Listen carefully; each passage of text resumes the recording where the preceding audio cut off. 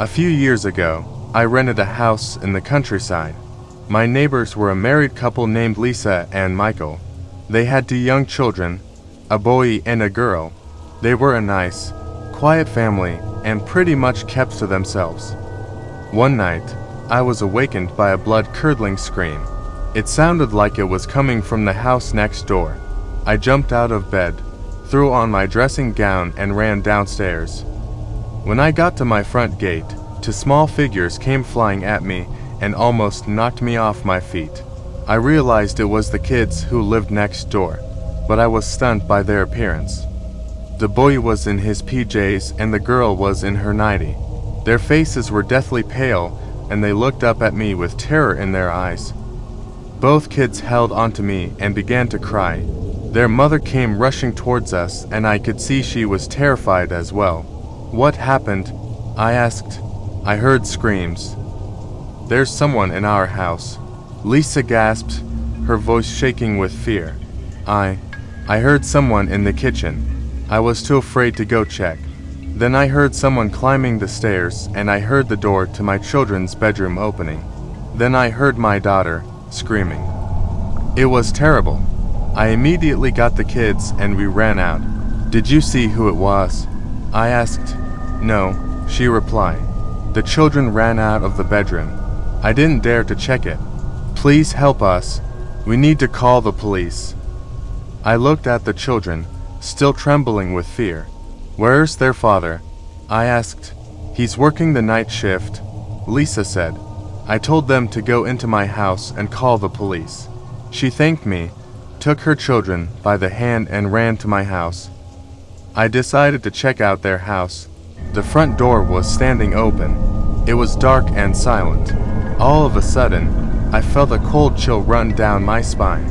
I had the strangest feeling that someone was watching me.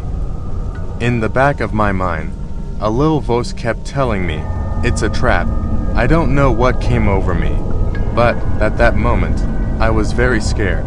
Scared of the unknown, scared of what might be lurking inside the darkened house. "Pull yourself together," I muttered. "You're not a child anymore." I started to walk up the garden path, but then I saw something that made me stop in my tracks. Click!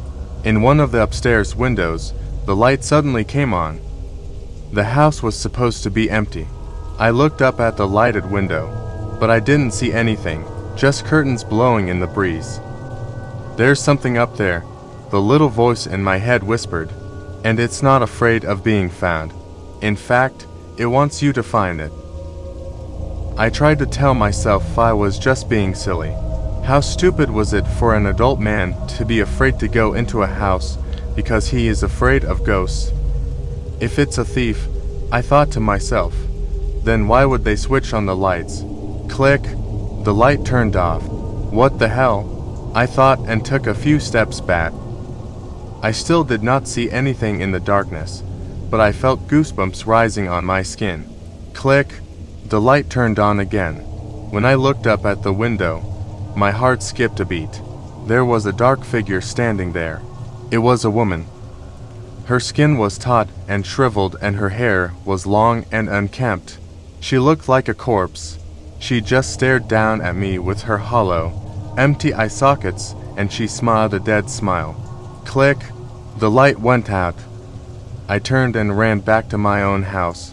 When I got to my front door, I banged on it until the neighbor lady let me in. She looked at me with a mixture of fear and anxiety.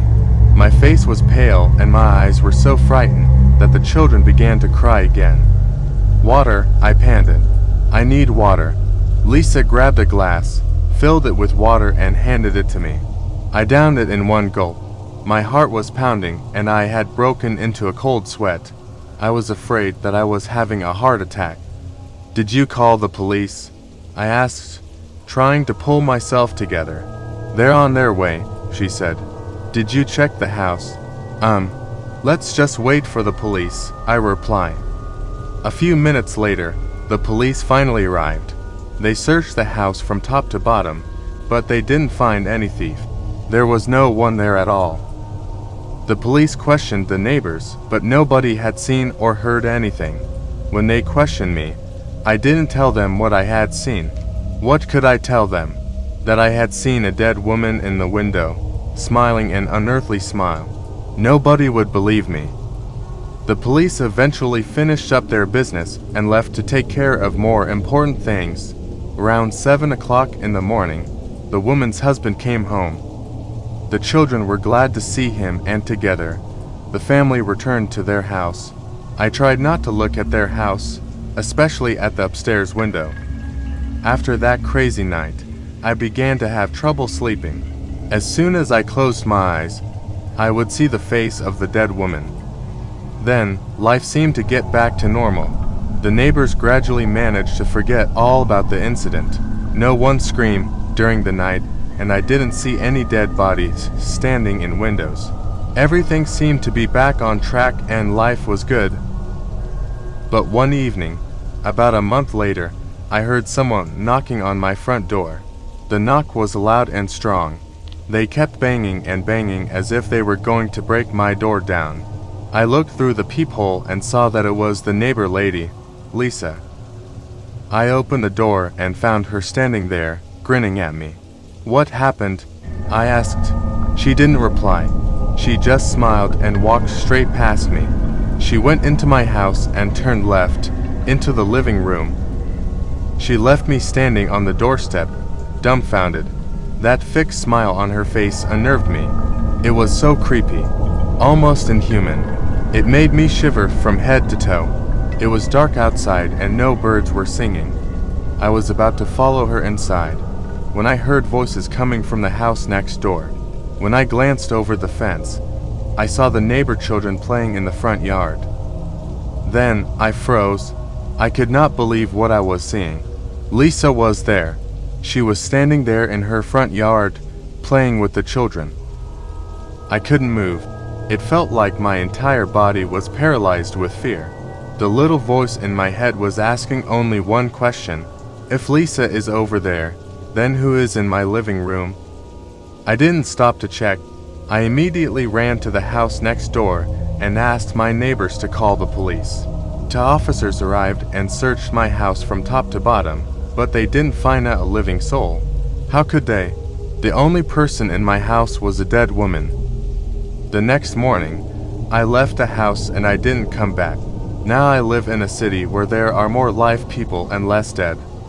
I heard that my former neighbors, Michael and Lisa, moved out soon after I left.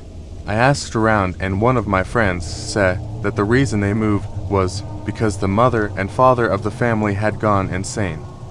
"They're such fools," my friend laughed. "They thought that their house was haunted." I tried to laugh along with him, but I couldn't even muster a smile.